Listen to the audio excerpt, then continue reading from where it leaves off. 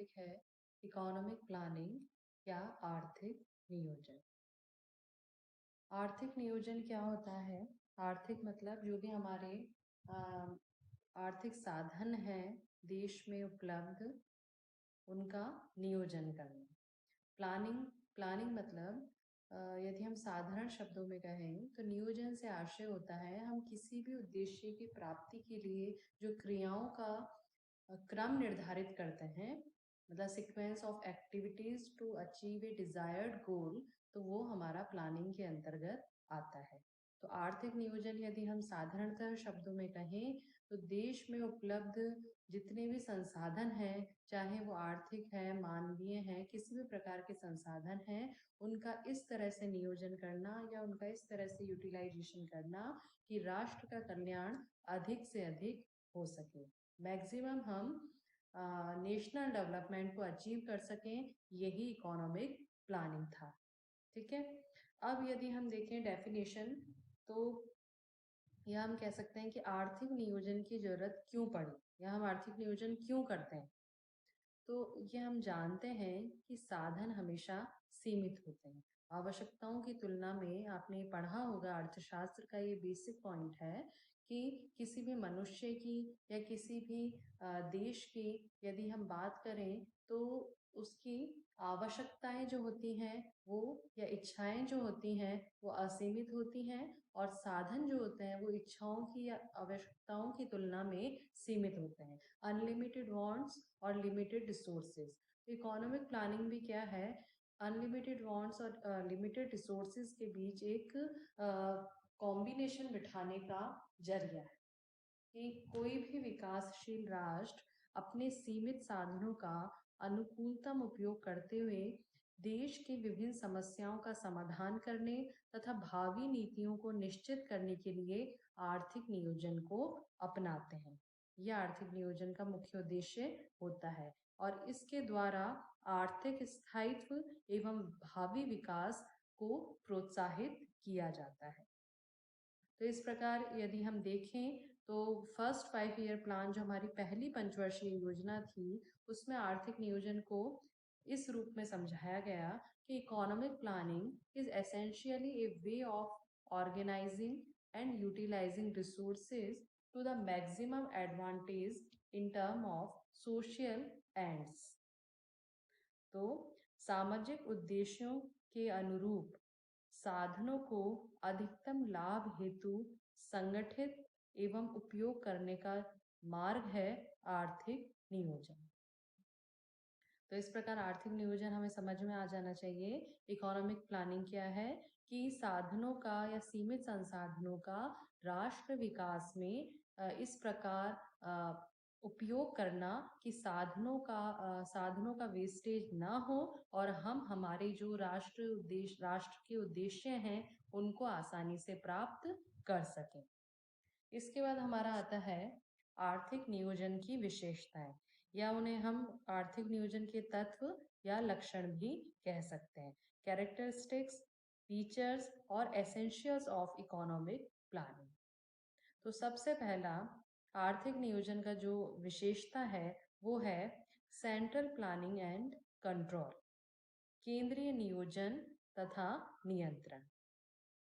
आर्थिक नियोजन जो किया जाता था इंडिया में 12वीं पंचवर्षीय योजना 12th 5 ईयर के प्लान के बाद हमने इकोनॉमिक प्लानिंग या ये पंचवर्षीय योजनाएं जो हमारी बनाई जाती थी इकोनॉमिक प्लानिंग के अंतर्गत, उसको 12वीं पंचवर्षीय योजना के बाद से बंद कर दिया गया है। ठीक है। तो अभी हम जो पढ़ रहे हैं वो प्रेजेंटली तो नहीं है वो सिस्टम, लेकिन हमने कई वर्षों तक उसको काम में लेते हुए या आर्थिक नियोजन को अपनाते हुए देश के विकास में महत्वपूर्ण कह सकते हैं देश के इस विकास में हमने महत्वपूर्ण इसका उपयोग किया है।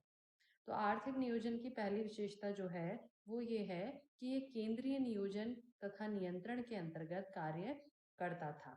आर्थिक नियोजन जो है वो बाजार प्रक्रिया के माध्यम से नहीं किया जाता है, जबकि यह कार्य सेंट्रल गवर्नमेंट या स्टेट गवर्नमेंट या सेंट्रल गवर्नमेंट ने किसी केंद्रीय सत्ता की स्थापना की हो उसके द्वारा इसका नियंत्रण किया जाता था।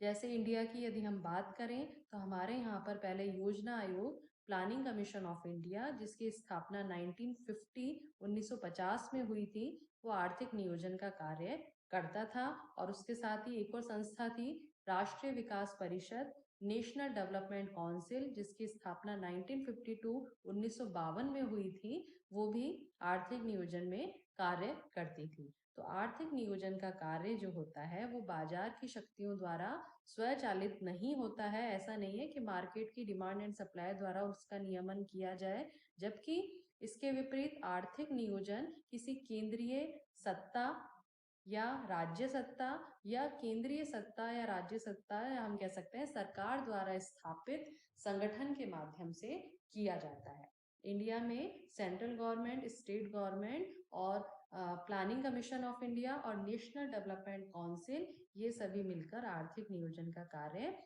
करते थे। इसके बाद है डेफिनिट पीरियड, निश्चित समय का होना। मतलब आर्थिक नियोजन किसी निश्चित अवधि के लिए किया जाता है। जो हम प्लान्स बनाते हैं वो किसी अवधि से संबंधित होते हैं। तो हम कह सकते हैं कि आर्थिक नियोजन एक निश्चित अवधि के लिए किया जाता है, जिसमें लक्ष्यों का निर्धारण तथा उनकी प्राप्ति के लिए संपूर्ण प्रयास किए जाते हैं।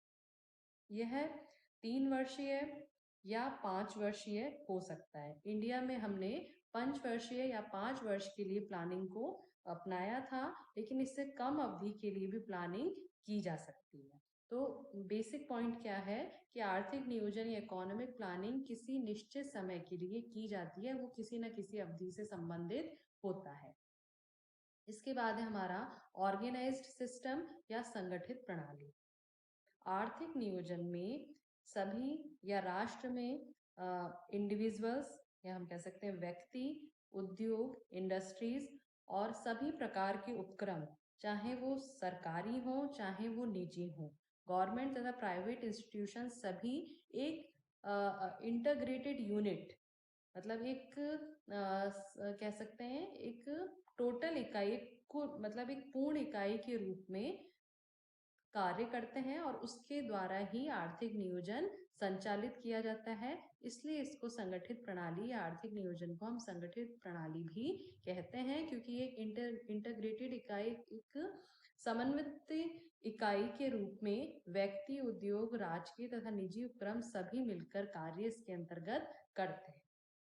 इसके बाद है कंटिन्यूअस प्रोसेस या निरंतर प्रक्रिया।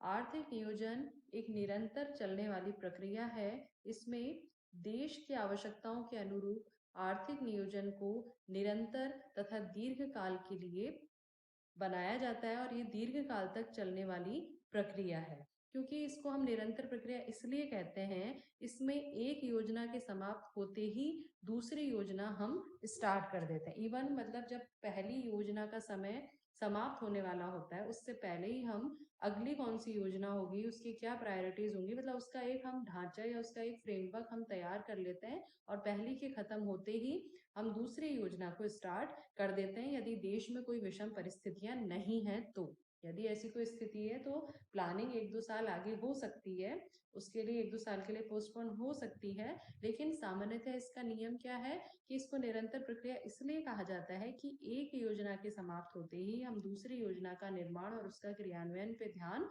देने लगते हैं और उसको प्रारंभ कर देते हैं। इसलिए आर्थिक नियोजन को एक निरंतर चलने वाली प्रक्रिया कहा जाता है। इसके बाद है हमारा डिटरमाइंड ऑब्जेक्टिव्स या निर्धारित उद्देश्य।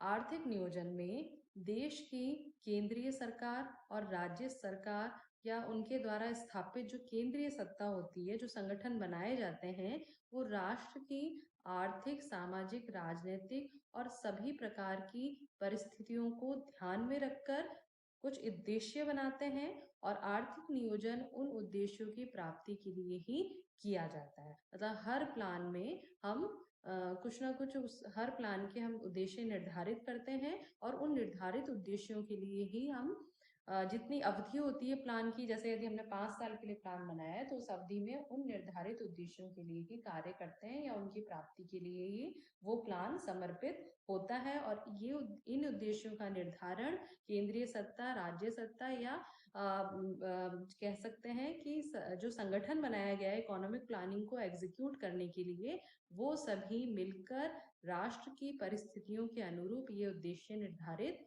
किए जाते हैं।